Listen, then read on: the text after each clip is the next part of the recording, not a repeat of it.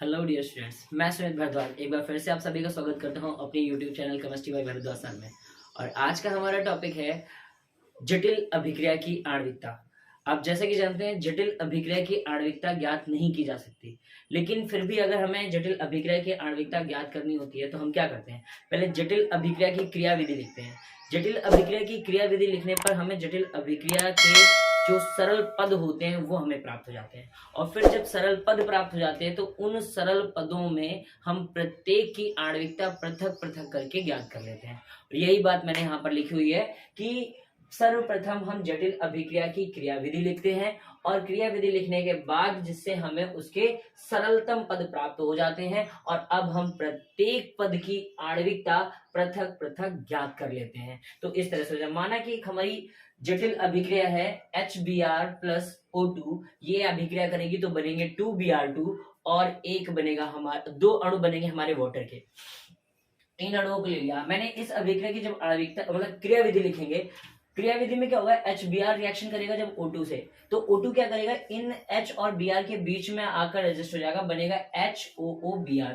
ये बहुत ही मंदतम पद होता है, सरल पद होता है और स्लो स्टेप होता है। अर्थात यहां से अगर हम अभिक्रिया की आणविकता देखेंगे तो इस वाले पद की जो आणविकता आएगी वो HBr और O2, एक एक अणु है दोनों का, तो आणविकता कितनी बनेगी जाके, एक और एक दो। तो यहां से इसकी अभिक्रिया की आणविकता पता चलती है, दो है।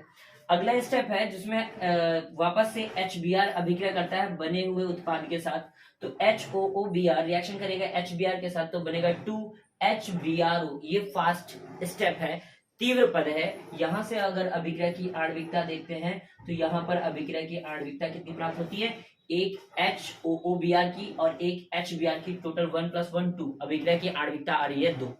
आगे देखते हैं HBrO जो हमें स्टेप मिला है, पुनः ये HBr के साथ अभिक्रिया करेगा तो बनेगा Br2 + H2O, Br2 + H2O।